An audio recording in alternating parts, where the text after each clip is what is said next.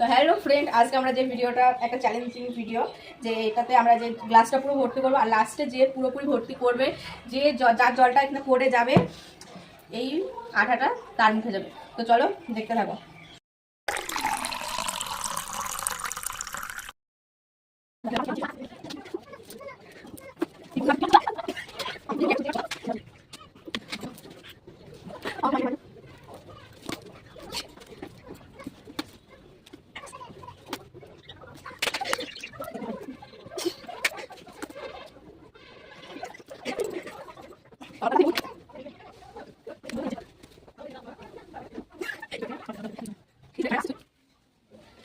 ব্যাখ্যা করে ফেলছে ক্যামেরা তো ঠিক করে দিতে।